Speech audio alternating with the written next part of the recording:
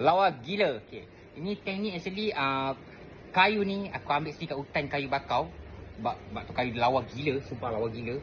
Dan hari ni aku nak ketengah kayu ni. Ya, aku nak ketengahkan apa itu kepentingan aquascape, boleh katakan apa kepentingan ekosistem yang ada dalam ni. Seperti kayu batu dan segala pokok ni. Okey, jom aku zoom tunjuk korang. Boom.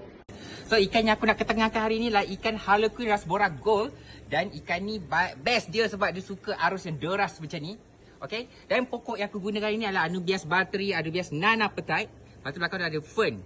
Dan batu yang aku gunakan lava stone. Okey, apa kebaikan lava stone ni ialah dia akan neutralkan air cepat gila. Air kau jernih cepat, dia matangkan air kau cepat. Lepas tu dan fungsi pokok ni adalah support oksigen dalam air dengan lebih pantas.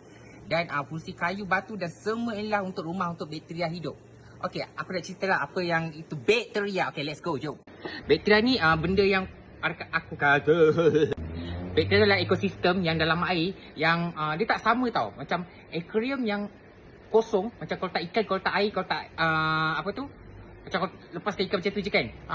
Tak sama dengan ikan yang ada decoration macam ni. Okey, bila ikan kosong, bila kau sakit semua nak ubat. Itu ubat, ini ubat, senang sakit, senang tu, dan dia menyebabkan kos yang banyak.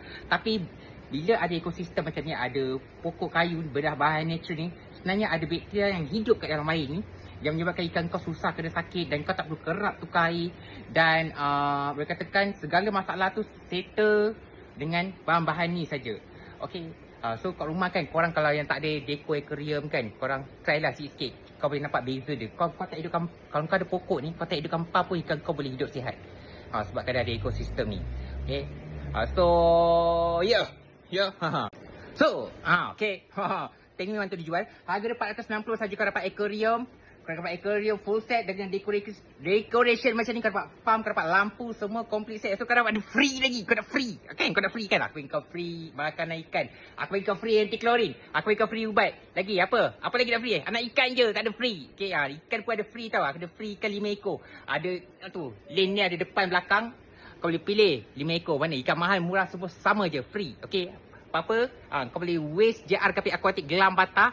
Ataupun kau boleh follow Gapi Johor punya Facebook. Ya, Gapi Johor punya Facebook. Atau apa-apa kau boleh kontak 011258145559. Jimmy. Okay, bye. Boom.